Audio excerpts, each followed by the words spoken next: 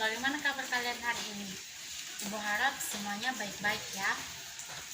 Perkenalkan, nama Ibu Marta Vina Justina Pala. Kalian bisa panggil Ibu Marta. Ibu dari Universitas Darmoko Pendidikan Biologi. Baik, sebelum kita mulai pelajaran kita hari ini, Ibu minta ketua kelasnya untuk memimpin teman-temannya berdoa agar supaya kita belajarnya lancar. Di sini, apakah ada yang sering kena flu atau batuk? Ya, jika pernah kena flu atau batuk, itu merupakan salah satu penyakit yang disebabkan oleh virus. Nah, pada hari ini kita akan belajar tentang virus. Tujuan pembelajaran kita pada hari ini yaitu yang pertama,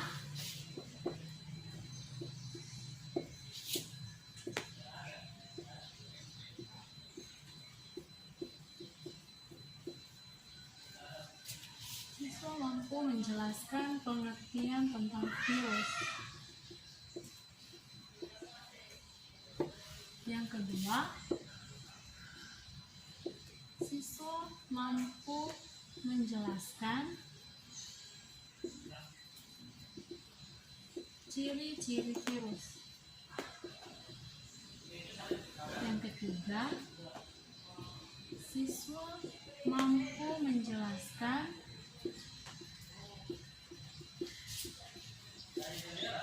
klasifikasi virus serta peran virus yang menguntungkan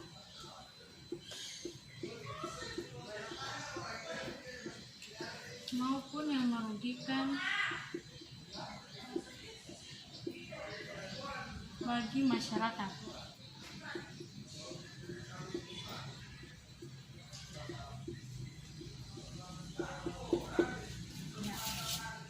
Baik, selanjutnya kita akan masuk pada materi virus, yaitu yang pertama tentang pengertian virus. Ada yang tahu apa itu virus?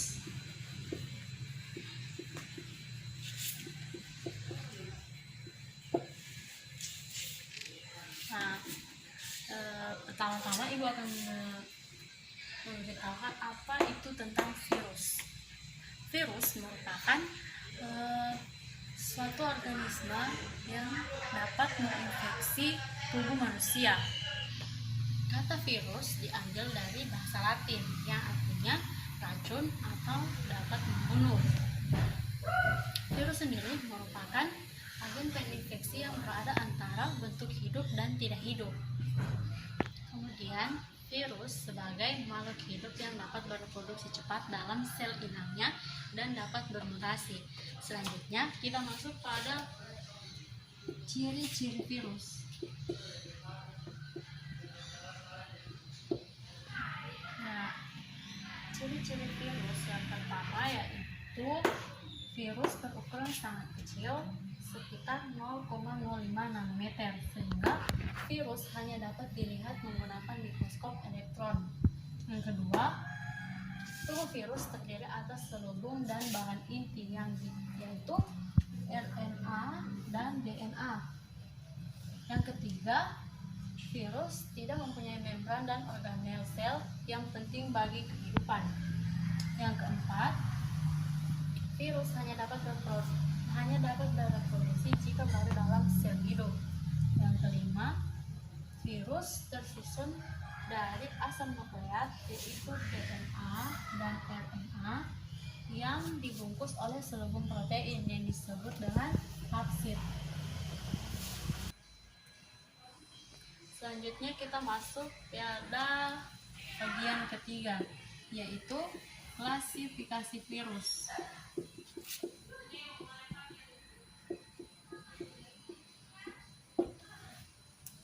Klasifikasi virus terbagi atas 6. Yang pertama, klasifikasi virus berdasarkan ada tidaknya selubung pada nukleokapsid. Yang kedua, klasifikasi berdasarkan jumlah kapsomernya. Yang ketiga, klasifikasi virus berdasarkan jenis sel inangnya. Yang keempat, klasifikasi virus berdasarkan tipe genom dan metode replikasinya. Yang kelima, klasifikasi virus berdasarkan jenis asam nukleat. Yang keenam, klasifikasi virus berdasarkan bentuk dasarnya. Klasifikasi berdasarkan ada tidaknya selubung pada nukleokapsid itu terbagi atas dua. Yang pertama, virus berselubung dan virus telanjang. Virus berselubung terdiri dari lipoprotein dan glikoprotein, contohnya poxivirus dan herpes virus. Kemudian pada virus telanjang tidak memiliki selubung pada nukleokapsid, contohnya adenovirus dan papovirus. Yang kedua, klasifikasi virus berdasarkan jumlah kapsomernya yang terbagi atas 5. Yang pertama, virus terdiri dari 32 kapsomer, contohnya papovirus. Yang kedua terdiri dari 60 kapsomer, contohnya picornavirus. Yang ketiga 72 kapsomer, contohnya yaitu papovirus. Yang keempat 162 kapsomer, contohnya herpes virus. Dan yang kelima 252 kapsomer, contohnya adenovirus. Ketiga, klasifikasi virus berdasarkan jenis sel inangnya terbagi atas 4. Yang pertama, virus penyerang bakteri yaitu virus T. Yang kedua, virus penyerang tanaman yaitu virus TMF dan virus Tangrok. Yang ketiga, virus penyerang hewan yaitu virus rabies dan virus flu burung. Yang keempat, yaitu virus penyerang manusia yaitu virus polio dan HIV. Selanjutnya kita masuk pada klasifikasi yang keempat, yaitu virus berdasarkan tipe genom dan metode replikasinya. Ada 7 tipe yang terdapat pada virus berdasarkan tipe genom tersebut. Yang pertama, tipe 1, yaitu memiliki DNA utas ganda dan reproduksinya dengan cara replikasi, contohnya herpes virus. Yang kedua, memiliki DNA utas tunggal dan reproduksinya secara replikasi, contohnya virus MVM. Tipe yang ketiga, memiliki RNA utas ganda dan reproduksinya secara replikasi, contohnya virus reovirus. Yang keempat, memiliki RNA utas tunggal plus dan reproduksinya secara replikasi, contohnya virus polio. Yang kelima, memiliki RNA utas tunggal minus dan reproduksinya secara replikasi, contohnya virus rabies. Kemudian yang keenam, yaitu virus memiliki RNA utas tunggal plus dan reproduksinya secara transkripsi balik, contohnya AIDS. Kemudian tipe yang ketujuh, yaitu virus memiliki RNA utas ganda dengan RNA perantara, reproduksinya secara transkripsi balik, contohnya heparnavirus. Kemudian yang keenam, yaitu virus memiliki RNA utas tunggal plus dan reproduksinya secara transkripsi balik, contohnya AIDS. Kemudian tipe yang ketujuh, yaitu virus memiliki RNA utas ganda dengan RNA perantara, reproduksinya secara transkripsi balik, contohnya heparnavirus. Kemudian masuk pada bagian yang kelima, yaitu virus berdasarkan asam nukleatnya dibagi menjadi 2, yaitu virus DNA, yaitu DNA yang asam nukleatnya berupa DNA, contohnya parvovirus. Kemudian yang kedua, virus RNA, yaitu RNA yang memiliki asam nukleatnya berupa RNA, contohnya picornavirus. Kemudian pada bagian 6, yaitu virus berdasarkan bentuk dasarnya, ada dibagi menjadi 3. Yang pertama, ixohedral, yaitu contohnya virus polio. Yang kedua, helikal, yaitu contoh virusnya virus flu. Yang ketiga, kompleks, contohnya yaitu virus cacar. Selanjutnya kita masuk pada peran virus, yaitu peran virus yang menguntungkan dan merugikan. Yang menguntungkan dalam bidang kesehatan yaitu sering digunakan dalam pembuatan vaksin. Kemudian peran virus yang merugikan yaitu dapat menimbulkan penyakit dengan kemampuan memecah sel inang dan kemampuan menghasilkan racun. Nah, sekian penjelasan Ibu pada materi tentang virus jika ada yang belum jelas, silakan bertanya. Jika tidak ada yang bertanya, Ibu akan menyimpulkan materi kita pada hari ini, yaitu di mana virus merupakan makhluk hidup apabila berada di dalam sel inangnya, dan dikatakan tidak hidup apabila berada di alam bebas atau di luar sel inangnya. Kemudian virus dibagi menjadi 6 klasifikasi. Selanjutnya, virus memiliki peran yang menguntungkan dan merugikan.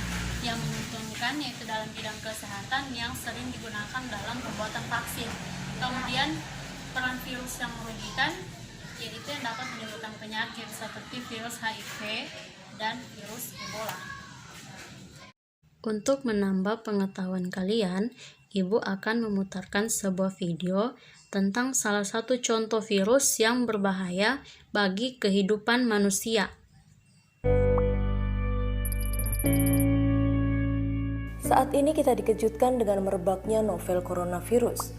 Virus ini merupakan salah satu variasi dari virus corona. Sebelumnya virus ini menyebabkan wabah SARS pada tahun 2002 dan wabah MERS pada tahun 2012.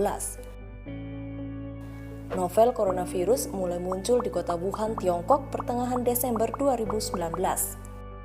Virus corona merupakan golongan penyakit zoonosis, yaitu menular dari hewan ke manusia.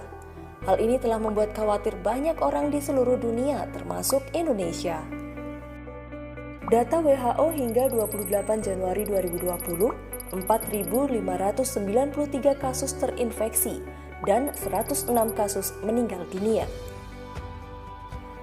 Apabila manusia telah terinfeksi virus ini, maka gejala yang timbul, demam lebih dari 38 derajat Celcius, batuk pilek, sesak nafas, sakit tenggorokan, letih, dan lesu. Pada kasus yang lebih parah, infeksi dari virus corona dapat menyebabkan pneumonia, sindrom pernapasan akut, gagal ginjal, hingga kematian. Perlu diketahui, masa inkubasi novel coronavirus diperkirakan bisa mencapai 14 hari sebelum gejala muncul, dan orang yang terinfeksi bisa menularkan ke orang lain meskipun belum ada gejala. Hingga saat ini belum ada obat atau vaksin untuk mengatasi virus ini, maka lebih baik kita melakukan pencegahan sedini mungkin.